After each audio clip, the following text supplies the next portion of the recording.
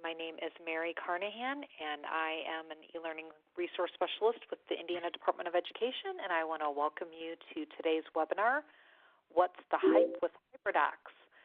We are excited to talk about this fun topic today, and I apologize in advance for the audio notification when people join and leave the meeting.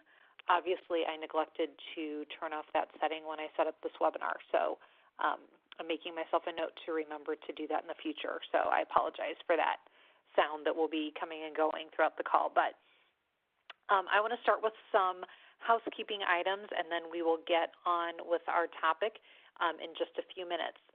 You may notice that you are all muted as you joined the meeting today. Please keep your line muted so that we do not have background noise throughout the call. We do have the chat box open. You should see that on the right side of your screen. Please use that throughout the call today to ask questions of our presenters and also to share ideas as we go along. That will be there throughout the whole call. One thing to note is to make sure that from that to drop-down you select everyone. In a few minutes, I'm going to be changing presenters to Nadine, who's going to be sharing her slideshow. At that point, you will again have to choose everyone, and I will remind you as Nadine and I are making that switch. But we just want to make sure that everybody on the call sees your comments and questions and not just presenter here in the meeting. So yeah, we'll move on from there. This webinar is part of the professional development opportunities that we have in the Office of E-Learning.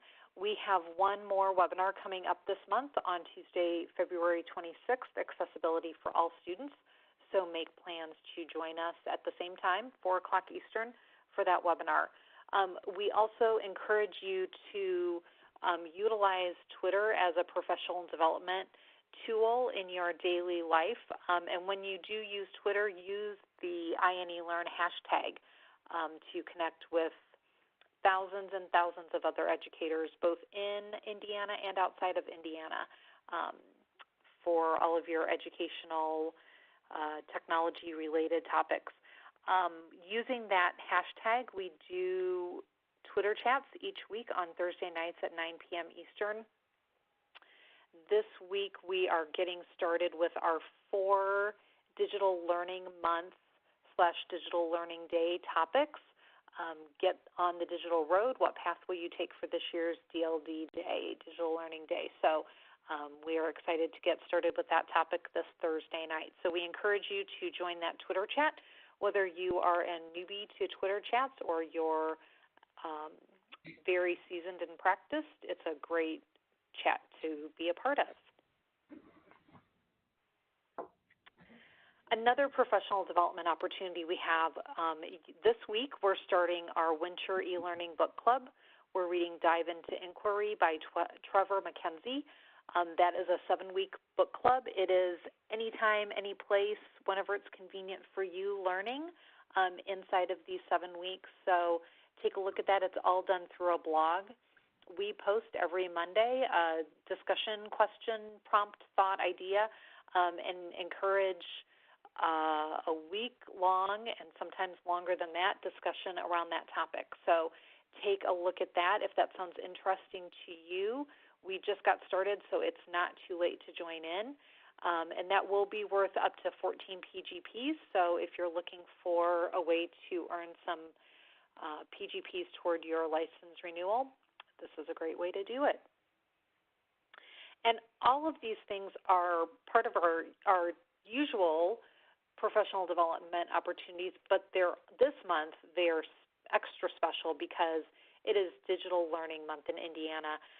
Digital Learning Day has been celebrated nationally for several years now, and we decided when we got involved with that a day wasn't enough, so we started devoting the entire month of February to digital learning and just shining some lights on the great things that are going on in the state. So on your screen, you'll see a bit.ly for our Digital Learning Month website that lists all the things that we're doing. We have a Flipgrid where We are encouraging people to share a short video about their favorite digital learning tool. That is available. We've got a couple of teachers who got us started, but we would love to see a wide variety of teachers from all over the state who are teaching a lot of different things to share in that Flipgrid. Also today's webinar, and then that webinar at the end of the month that we also already mentioned, our book club, the Twitter chats, and then we also have a special Digital Learning Month hashtag that we're encouraging people to use. So if you are posting on Instagram or Twitter about digital learning related topics, what you're doing in your classroom, what you're doing in your school, we encourage you to use that hashtag just to connect a little bit more with what we have going on for Digital Learning Month. And I've already seen several people using that, so that's very exciting. So now I want to move into our topic for the day. We're going to be talking about HyperDocs, and we have Nadine Gilkison and Sean Fahey who are going to be leading this conversation, and I'm going to make Nadine the presenter, and then I'm going to let them introduce themselves. So take it away, guys. Hi, everybody. So as Mary said, I'm Nadine Gilkison. So I have two roles. I am the District Technology Integration Specialist for Franklin Township Schools, and I'm also an Innovation Specialist for the Indiana Office of E-Learning. I got involved with HyperDocs about 4 or 5 years ago, and actually got introduced in more in depth with them with Sean. So I'll let Sean go ahead and tell you a little bit about himself. Hi, everyone. My name is Sean Fahey. I am from the Fahey, Indiana area, where I was a teacher there. But currently my role is I work with 5-Star Technology Solutions as an innovative learning specialist. And in that role, I work with the teachers and students at North Lawrence Community Schools in Bedford, where I help them integrate technology and just overall, make awesome learning experiences for them. So that's kind of my role, and I've used HyperDocs for what seems like a long time now, ever since I kind of was in the classroom and started trying to figure out how to use the technology that I was giving in the classroom with Google Docs and Chromebooks and things like that. So one of the things that Sean and I wanted to have you guys do was inside of the chat. I know you guys have already kind of told us probably your name and where you're at, but we would really like for you guys to tell us your knowledge level of HyperDocs. So over in the chat, if you're going to, put a 1, then you're going to tell us that you really don't know what they are and you're just here to learn. If you're a 5, that means that you've already been creating HyperDocs and you've used them often. But if you're kind of in the middle, then you may want to give yourself a 3, like you've used them, but you've not created any. So we'll give you a moment to do that. I love all the music and the dinging. Yeah.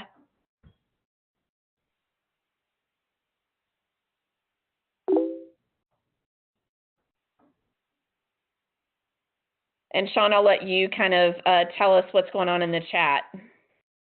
Yeah, so I see right now, I don't know, I guess everybody's kind of done and finished. Kind of across the board, I see a couple of, lower ends 1, so that's great. You have no idea, but you're here to learn, so hopefully that's, you're going to get some benefit out of this. Some middle of the road people, 3s, and then some 4s. I don't see any 5s, and that's okay. So 3s and 4s, you have some use, but maybe, you're going to get a little bit more out of it, of what HyperDocs are and how you can support your teachers or whatever your role is. So have a good mixture today. Good. All right, well, we'll jump right in and we'll get going now that we know where everybody's kind of at.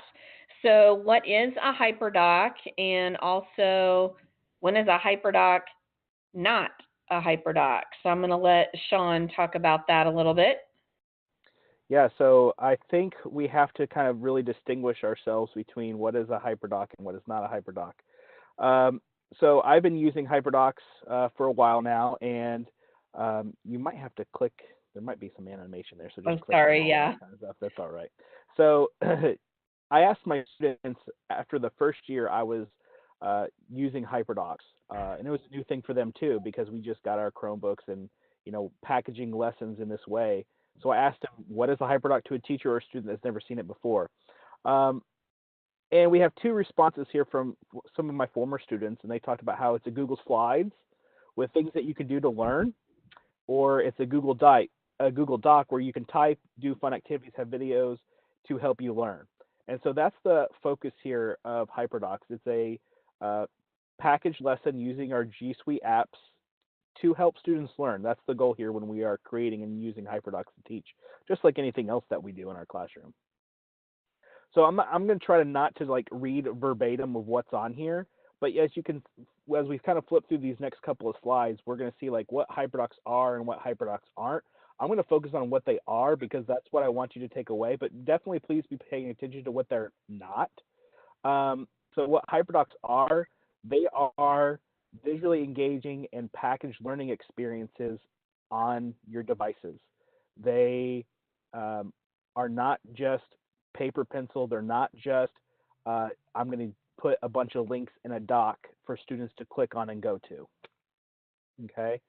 And we're not teaching the same way. We're going to actually use HyperDocs to change the way we teach. And one way that is that it's going to be a blended learning classroom, right? So students might be working at different paces. They could be using Chromebooks one-to-one, maybe collaboratively. Maybe the teacher is leading an instruction while students have all their devices open or to a certain place in that device. Maybe there's a portion of a HyperDoc that's not tech related and they're doing activities.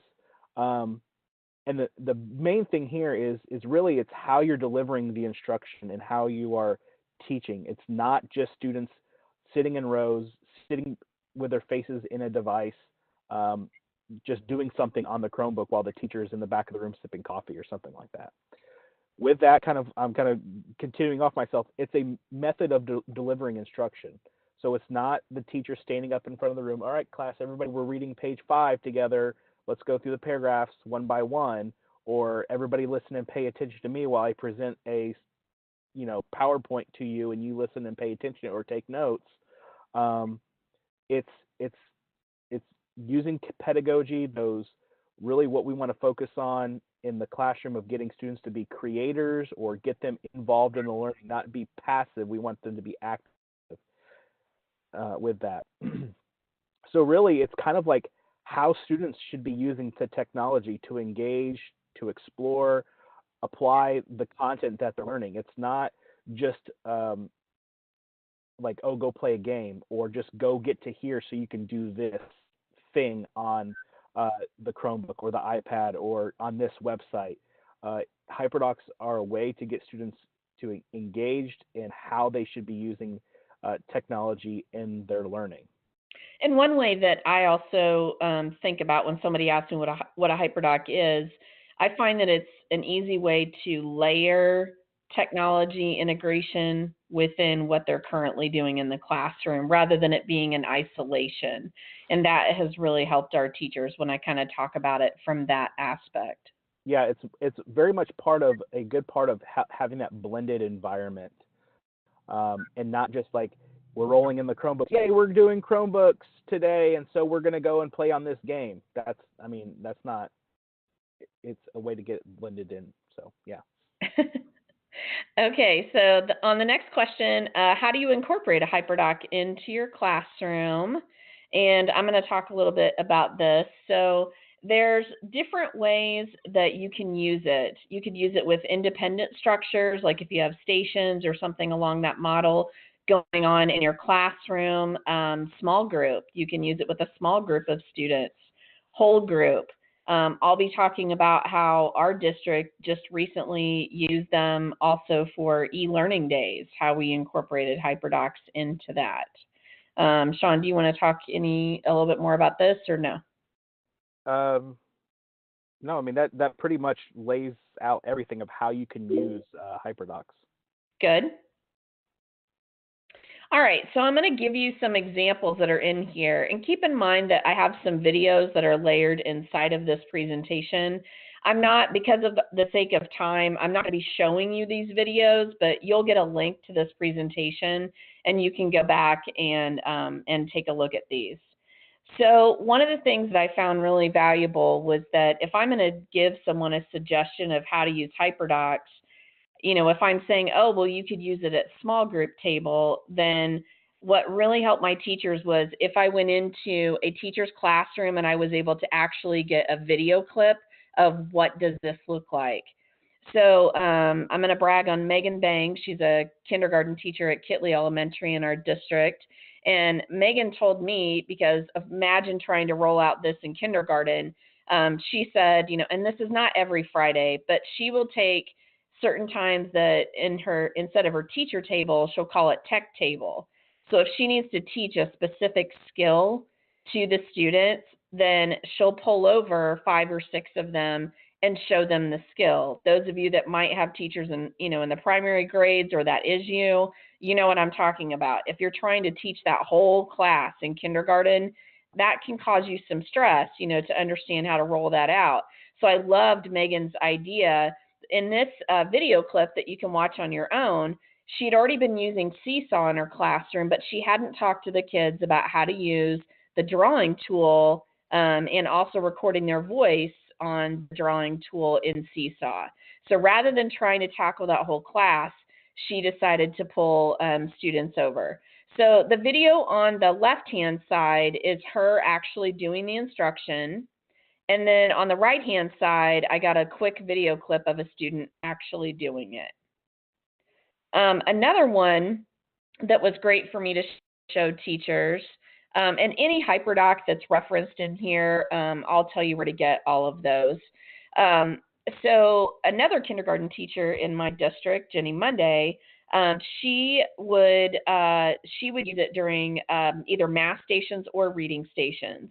In this example, I would have teachers that would say to me, oh, if I do a HyperDoc, I need to do a whole class. I don't think I can be running a small group while the students are actively working on something.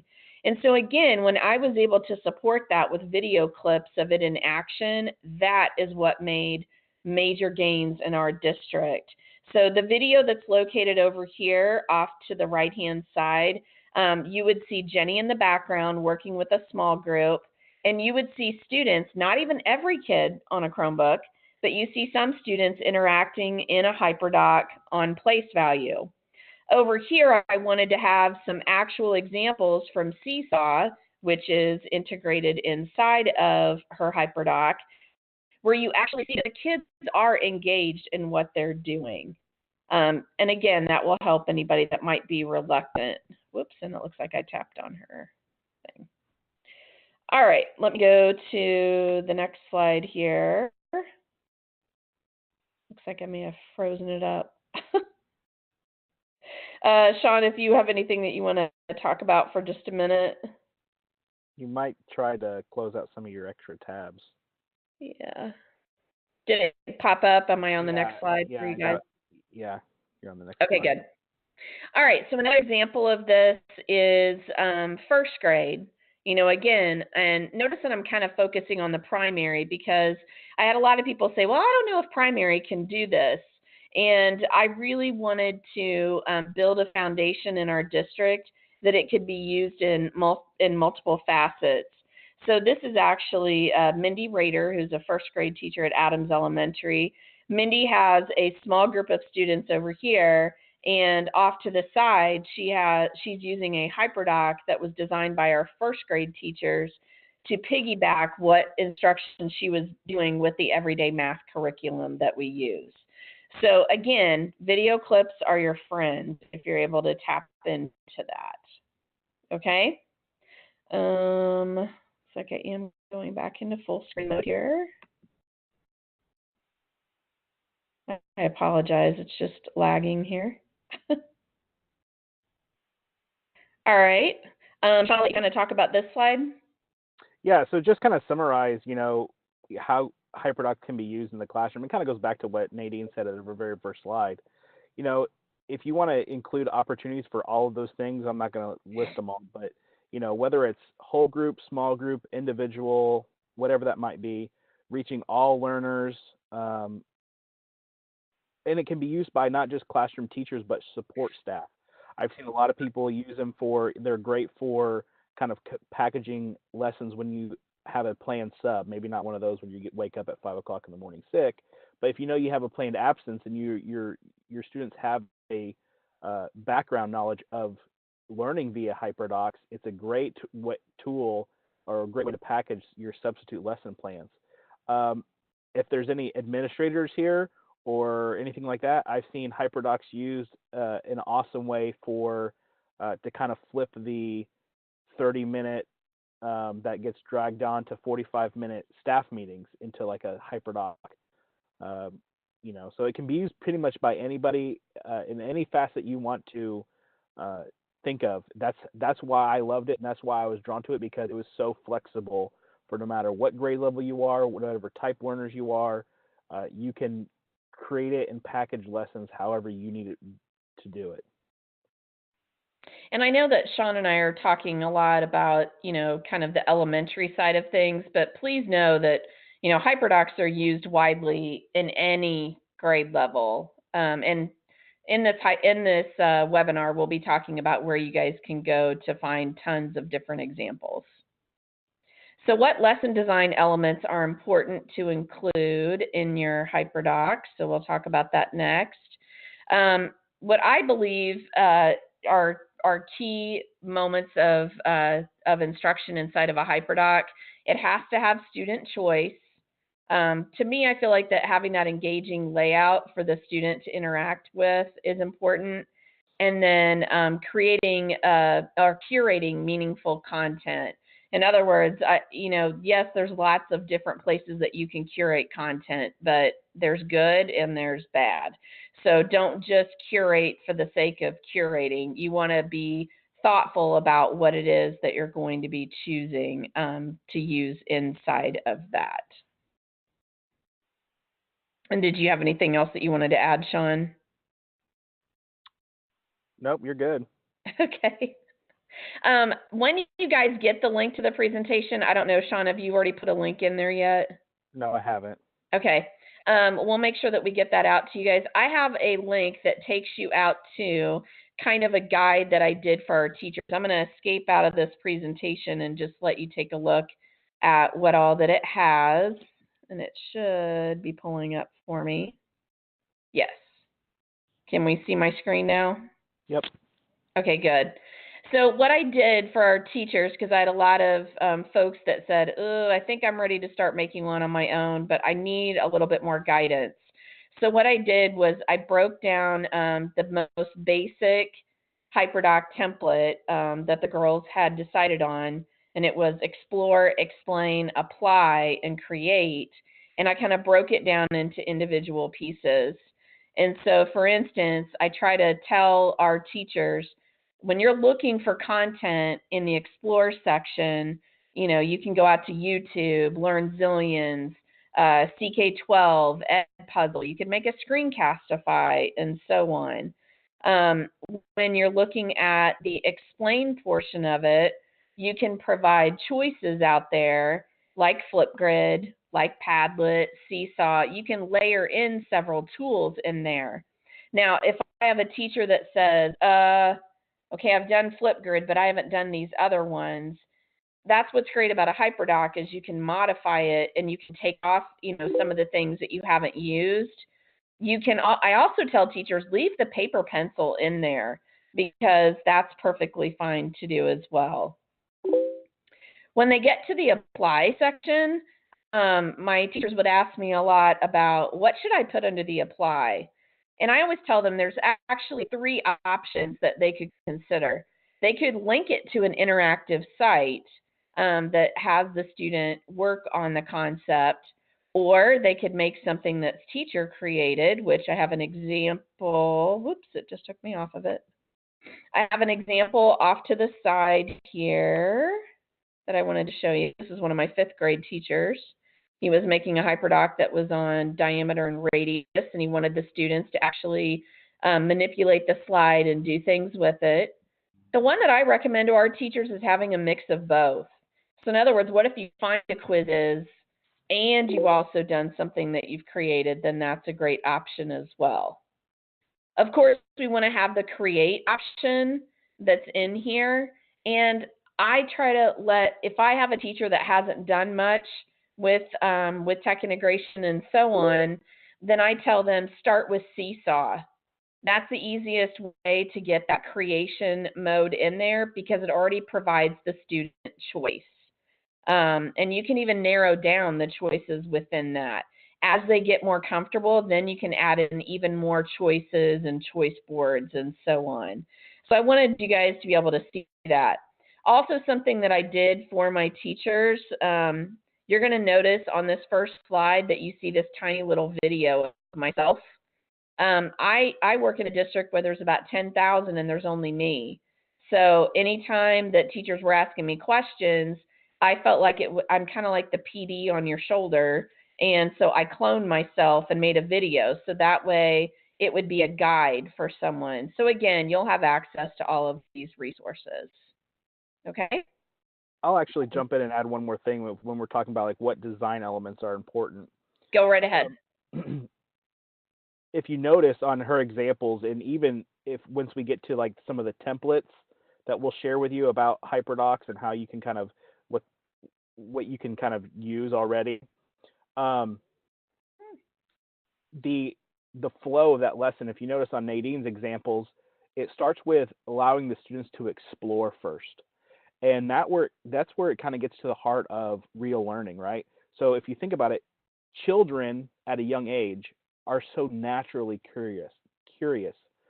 And sometimes with traditional teaching, when students are mandatory to just listen to the teacher present information, listen, they kind of lose that edge of wanting to be curious and learn more.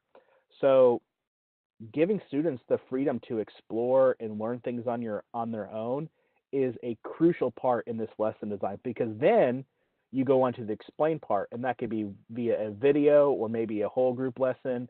But that authentic learning happens when it's on their own, and there's going to be much more connection to it. So I think that's a valuable piece to make sure and keep in there, and I want to make sure and bring out. And that's why it's the designers of HyperDocs have purposely put explore first, which is normally we think kind of like a explain, here's what we're doing, here's what you're learning, go explore, see how this is true. Let them tap into their prior knowledge, explore things, read on their own, listen, watch, come back together, let's explain it, let's figure things out, and then apply what we learn and create something. So cool. What would it look like to walk into a classroom during a HyperDoc lesson? So I'll go ahead and kind of talk about it from my point of view.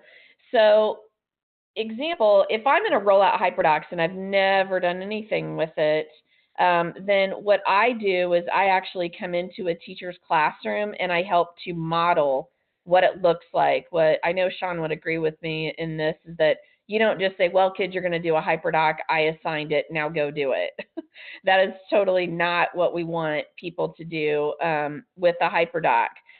So I model slide by slide what all is inside of it, because if they don't know the process, if they don't know, the explore, explain, apply, create method, being able to have an adult guide them through what to do.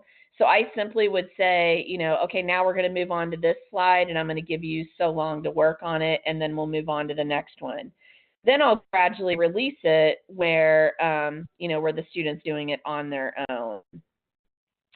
Another piece of that, so if you're modeling for a whole class, this is another one of my kindergarten teachers actually, and I asked her if I could record her doing different pieces of the HyperDoc. What's pretty interesting is that at the beginning when I walked into her room, she was talking to the kids because they had multiple tabs open on the Chromebook. And she was like, oh yeah, close out these tabs and go to the next one. And I get so many people that think that, little kids can't handle this. And I was like, wow, I got to get this on video. The next thing that she did was she pulled up in Google Classroom, told them how to get to it. And then she said, I want you to come to the carpet and I'm going to go over the HyperDocs. So on this last video that's over here, the kids are not on their devices. The devices have the HyperDoc up, but then she says, come to the carpet. And what she's doing is she's going to go over each slide, and she says, now I've already taught you how to do this and this and this. And then she says, you know, I know we've already done Flipgrid, but we're going to do something new in Seesaw today. And then she kind of goes over what the new piece is. And I love the fact that Kristen pulls them up, because then she's not worried about them not focused on what she needs them to do. And again, if I'm trying to work with a teacher that doesn't understand how to roll this out in their classroom, me being able to pull up these videos or send it to the teacher prior to my model lesson is really, really beneficial so that they understand how this can really help their class. I have some pictures in here because when we did, you know, the whole polar vortex last week, my district decided that we were going to use e-learning days.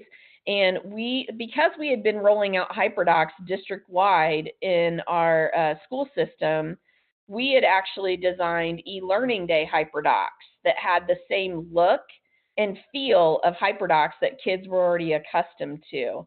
So these are just a few pictures of kids that were actually working at home on that day. And again, you know, we'll give you guys access to all the resources that go along with this. And I'll let Sean go ahead and talk for a moment. So how does HyperDocs look like maybe in my classroom? I know Nadine's been sharing some like lower primary age, but my experience is upper elementary, middle school, maybe a little bit of high school as well.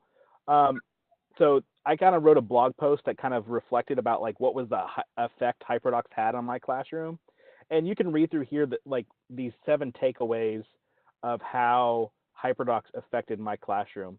And really, I'm going to describe HyperDocs overall is somewhat an organized chaos, because while yes, you might have a whole group moments of a HyperDoc, it's gonna allow students to be working at their own pace, working collaboratively.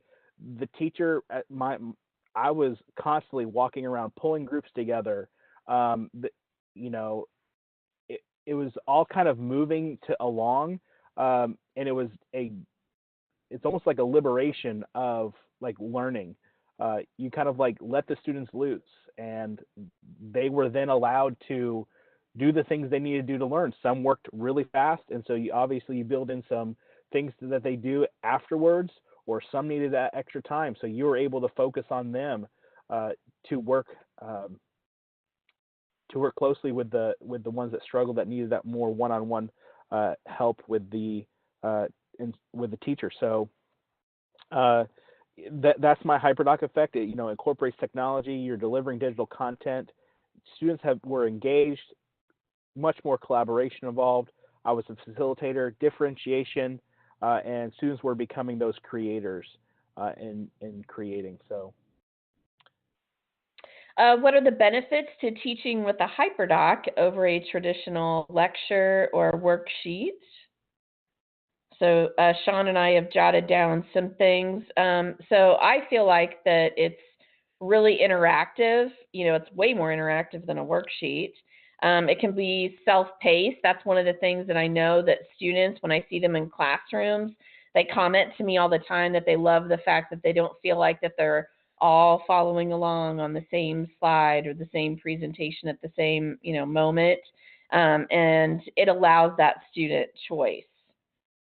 Yeah, and going beyond that, obviously this is a idea of we're going to be more interactive than that lecture, that worksheet. We're going to have students doing things that are different, and so it allows the teacher, I feel like, to become that lesson designer, right, and not just following some textbook page. Although textbooks are a great resource, I would blend my textbook resources in with the HyperDocs and kind of repackage those textbook materials into more interactive way, and adding things that were beyond the textbook as well, right? So an example I'll give about that, going beyond the textbook, is when I was teaching 4th grade social studies, I was able to put Orange County, Indiana, on a map within a HyperDoc, and that was totally left out of our textbook. So I was able to personalize it for our students so they could relate where this exactly happened in Indiana. Well, here we are. Here's where the event happened. So you can kind of see, maybe relate on your geography skills. It also pulls in the best learning tools. Again, while a textbook is great, there's so many more opportunities, and you can pull in the best video resource for them to watch. You can pull in something for a different text resource for them to read. Maybe if there's a PDF, maybe it's listening to a podcast of some sort.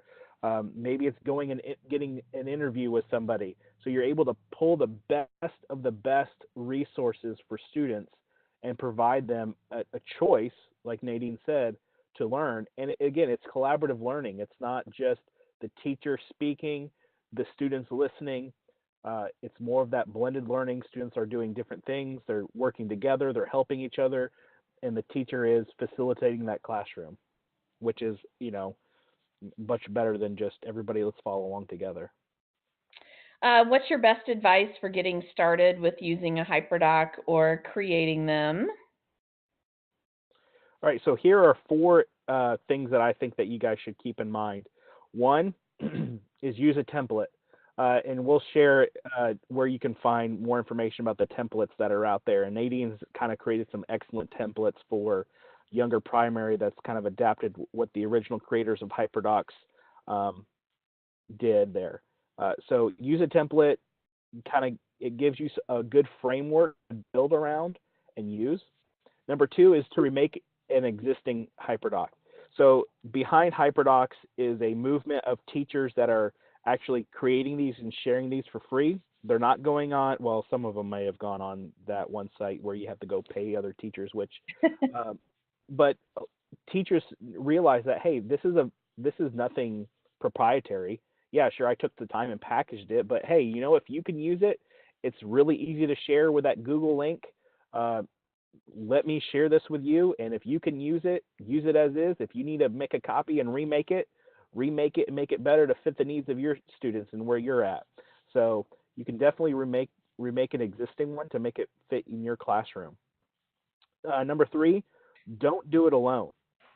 We have teachers in the same building. Work collaboratively with them to build a HyperDoc.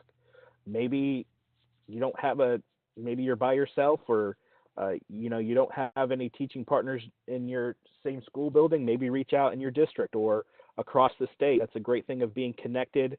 Like we mentioned before, like using Twitter and finding connections, that INELearn hashtag.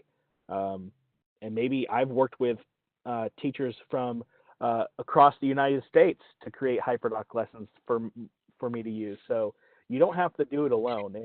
And doing it together actually makes a really great learning experience for myself, because I figured out things like, oh, I never even thought about that in a lesson. That's a great idea. And, you're just learning as you're creating.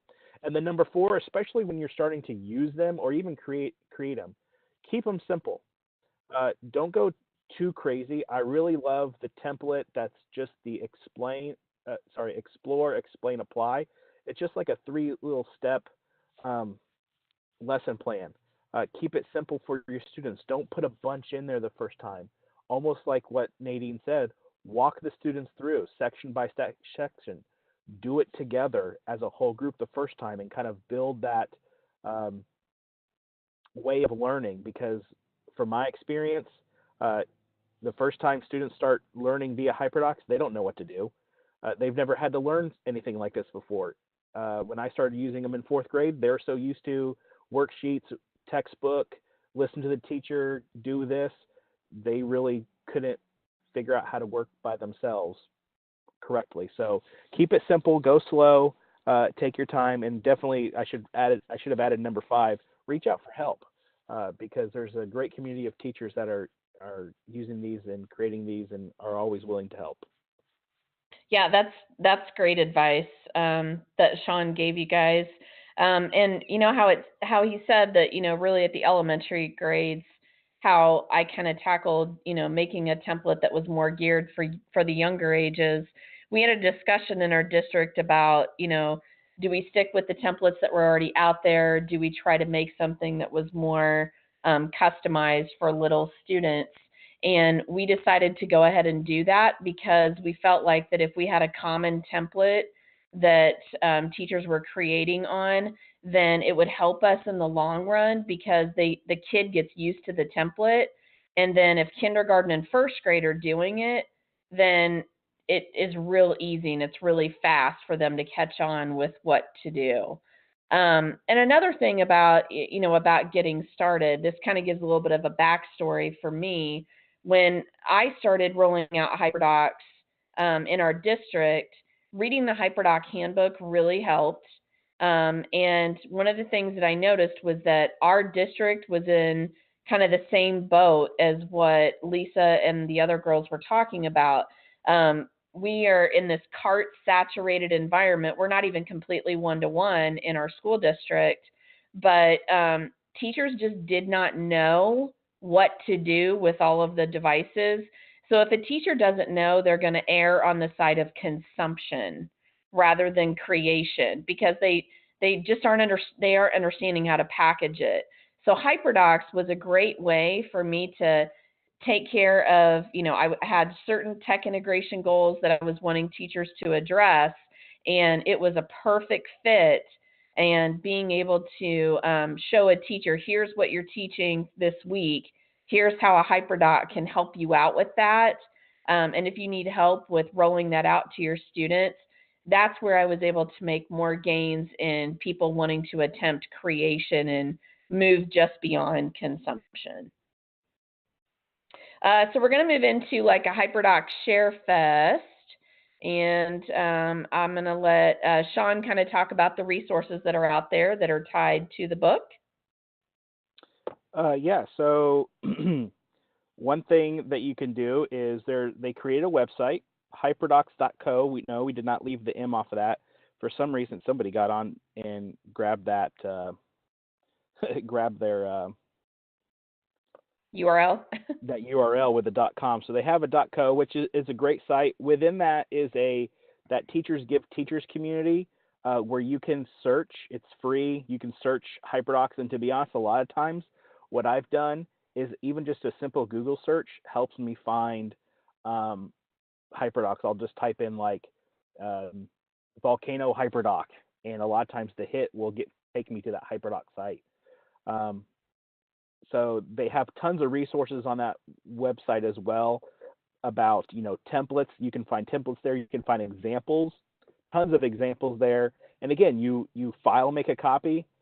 We should have probably put this in big, bold letters. File, make a copy. Don't request access. You go to File and then select Make a Copy, and it makes a copy for you in your drive. And then you can use it, remake it, share it out, change it, and use it with your students. Also, since I've been using HyperDocs for a while here, I've included a link to a Google Drive folder of all of my HyperDocs. And again, I realized I should have maybe put a like a short URL right there so you can write that down. But again, you're going to have this this Google Drive slide deck, so you can come to this slide and click on really just the image itself or the link there under Sean's HyperDocs, and it's going to take you to my shared Google Drive folder. You can add that Google Drive folder to your drive or peruse through it and be inspired or make a copy of those. Most of those are for 4th grade. There's some 6th grade math in there as well, but most of them are different things for around the 4th grade area. But really the great thing about when the HyperDocs and sharing, I've taken some elements from like high school science HyperDocs, and like I really like that design element, or I like how that's structured, and I can use that and be inspired and use that lesson design in my HyperDoc as well for 4th grade, 6th grade, or wherever it needs to be worked at. It doesn't matter the content area. I think Nadine has some things that she's going to share as well.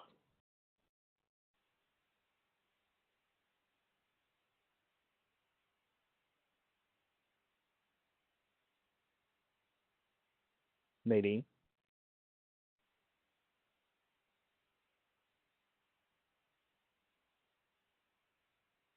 Well,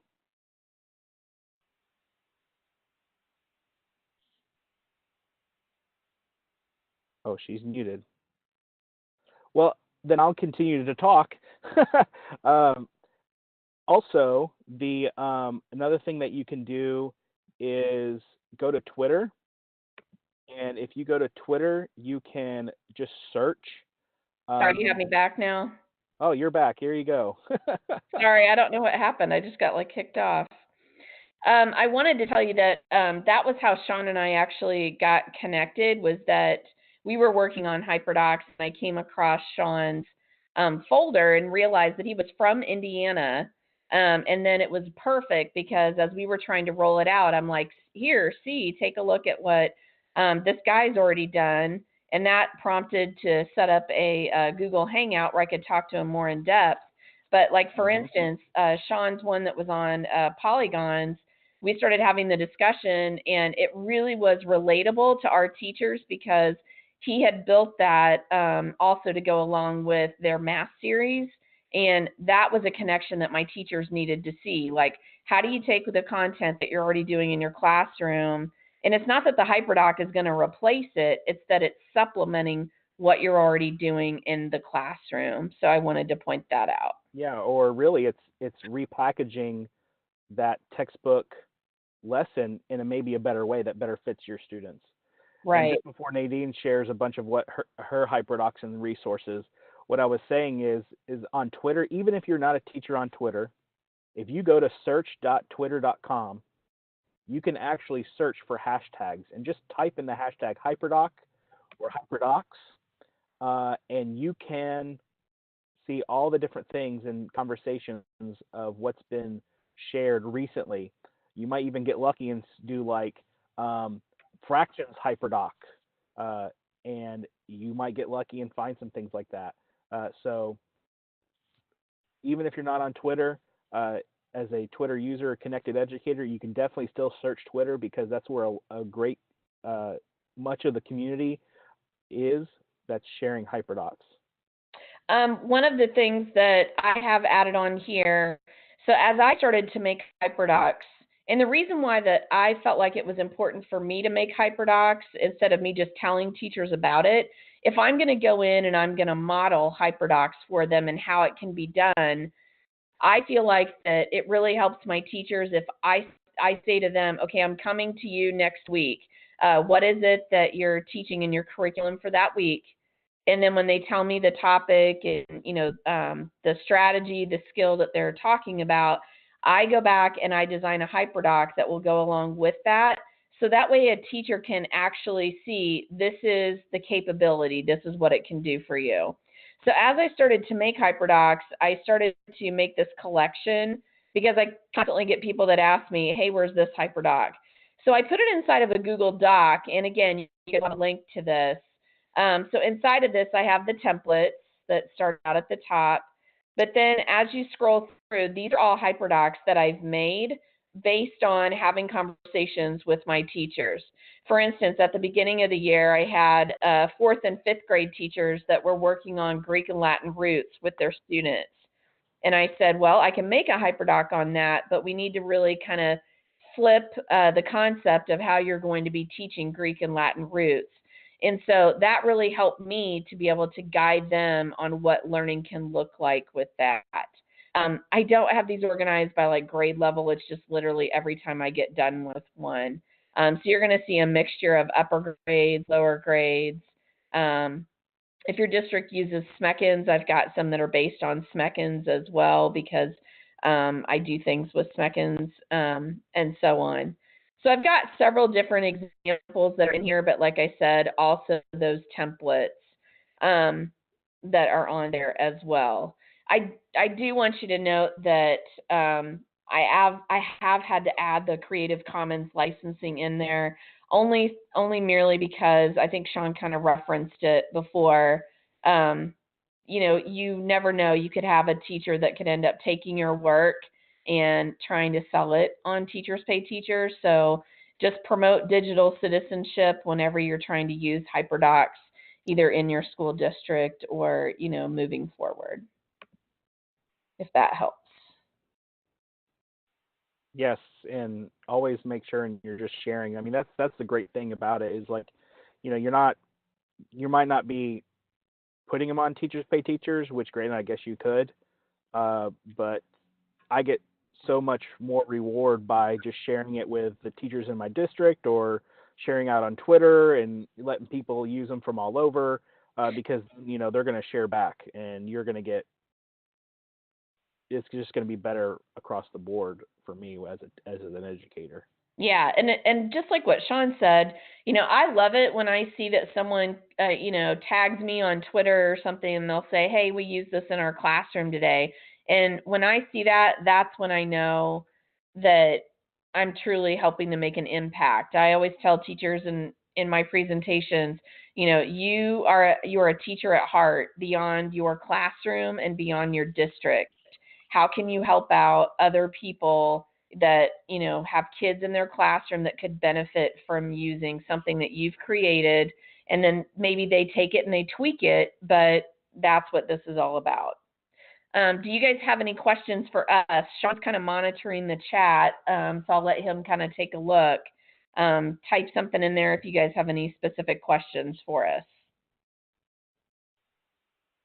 So far, we don't have any. So if you have one, we won't call you out who it is. We'll just try to answer the best to our ability. And if not, I'll go on to the next one, and then if something pops up, I know Sean will let us know. Yep. Sean, you want to talk about the Wakelit? Yeah, sure. So if you're not familiar with Wakelit, it's a really great new tech tool that I've loved using. It's a great way to curate things, kind of like Padlet if you're familiar with Padlet. I think it's a little bit more streamlined and easier to use in my opinion. Definitely if you have the app. But anyway, so me loving HyperDocs and sharing a lot about HyperDocs, I've tried to pull together just for the teachers I support and things that I do. Here is a collection of HyperDoc blog posts, lesson ideas, maybe they're podcast episodes, articles, things like that, for that you can look and read over and learn more. Some of them are directly from the HyperDoc girls. Some of them are from just avid HyperDoc users like myself and Nadine and others that share. So you can, if you have a phone, you can scan that QR code real quick or take a picture and save that link. Again, you'll have this available too. You can just save that link and go to it and explore and read and all that kind of stuff. We did have something in the chat. Not necessarily a question. It says, you are a teacher beyond your classroom. Love it. Yes, collaboration is key. If we truly want to make a difference, we will help all students and not just those in our classrooms. Exactly. So yeah, I'm glad that resonated with you. Yay. So if you want to learn more about HyperDocs, first of all, obviously, I know Sean and I would both highly recommend that you need to get the book, the HyperDoc Handbook. I love it when it's a quick read and you know that it's something that you can use in your classroom the next day. And that was totally the way that it was for me. There are different places where you can find HyperDocs. Twitter is one of the popular places, but you need to know the hashtags if you're wanting to search on there. So if you do hashtag HyperDocs or hashtag Teachers Give Teachers, that's an option on there. Sometimes the HyperDocs hashtag doesn't have the S. It just depends on how. That's right. Yeah, you're right on that one. So either I honestly do it both ways, the without the S and with. The HyperDoc Facebook group is huge. I want to say they're up to like 14,000 or something. It's crazy big. But I find that it's really a great source for people to find HyperDocs. So people always ask me, where can I find your HyperDocs? Because I try to update that document that was shared. But people always say, where do you post yours when you make them? Every time I make one, I tweet about it, and then I go to the Facebook group and I put a post where I link it out there. After I do those two things, then I usually add it to the document. For instance, I actually posted today in the HyperDoc Facebook group the e-learning day template that we used as a HyperDoc with all of our kindergarten through 5th grade. So if you're wanting to see, kind of how all of that works, you do have to ask to join the group, but it's not a big deal. Anybody can accept somebody new. So I would encourage that. We'll let you in. Yeah. I think that was the last slide that we had. Did anybody else have any questions? Final call for questions. If not, I guess we can wrap this up then, huh? Yeah. Feel free to follow Sean and I both on Twitter. We both share out a ton. And Sean is like an avid Flipgrid guru. So if you want tons of ways to incorporate Flipgrid into your HyperDocs, he's your go-to with that as well. But I appreciate everybody joining us today. And looks like we'll be able to wrap it up just a few minutes early. We do have a comment or a question. Any comments on using HyperDocs for differentiation? Absolutely. So I'll just address that, and I'll let Nadine real quick. For me, I did mention how there is an opportunity for differentiation, and I think you can see it in a couple ways. One, obviously, when you're creating these HyperDocs using Google Slides or Docs, you're going to facilitate that hopefully through Google Classroom or whatever LMS that you might be using.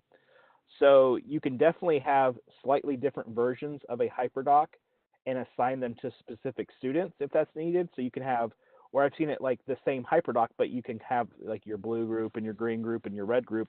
And like when you get to certain sections, I know on some of the like Newsela sites, if you want them to read something from there, you can select different levels of reading things, or you can have, however you want to differentiate that. Another thing is, I think one of the main things that I said about differentiation is the students that need more one-on-one time with the teacher, they're going to get that. Instead of the teacher just standing up in front of the room, you're going to be able to differentiate that one-on-one or that small group time with that student. So you're able to have more of that time with that student, and that student's going to benefit from you as the educational professional working with them more one-on-one. So the students that are more can get it and go and kind of be those independent learners, those on-task students, they're going to benefit because they can go at their own speed. And then you can definitely differentiate who you're working with. So that's kind of my two takes on the differentiation. Nadine, yeah, and I'm glad that somebody asked about the differentiation. I was actually at a school today meeting with grade levels and asking them, some feedback about specifically our e-learning days. And I had a 5th grade team that said, for this next one, they wanted to kind of customize what they wanted to do. And so one teacher was more like the cluster teacher that had some higher kids, and another one had several students with IEPs. And so I talked to them about, you can use that same passage and, like Sean said, go into, one like ReadWorks or one of the other sites that will adjust the text level. But if you can't find it off of one of those sites, I know that Readability is another site that basically you can copy and paste any passage and you can adjust the text level, because I don't really want it to be like a completely different passage. If I can have it as close to the original passage as possible, then I know that that will benefit students. But like you said, it doesn't matter if you're using HyperDocs with Canvas, with, Schoology, It's Learning, Apple Classroom, Google Classroom. It doesn't matter. You can use HyperDocs in any platform, and you can, send out those assignments differentiated however you need it. Well, and two, with HyperDocs packaged digitally, there's all sorts of those whatever other digital tools that can help with that differentiation. So like on Chromebooks, there's so many like accessibility features like the text to speech or yes. whatever that might be. So that's going to be a benefit as well. Yes.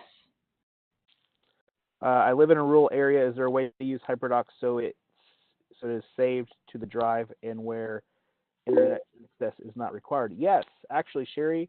So when you create a HyperDoc, and if it's packaged in a Google Doc, slide drawing, there is some file types that will save offline on Chromebooks, so then students can open them up again. Now the only downfall is that if you add in a like YouTube video, they're not going to be able to watch it, or link in some other things for them to do that takes them to different websites. They're not going to be able to do, but there is ways for, I would just reach out to your tech department to see like what do you need to make sure to do to make sure like HyperDocs and things like that are available offline on a Chromebook.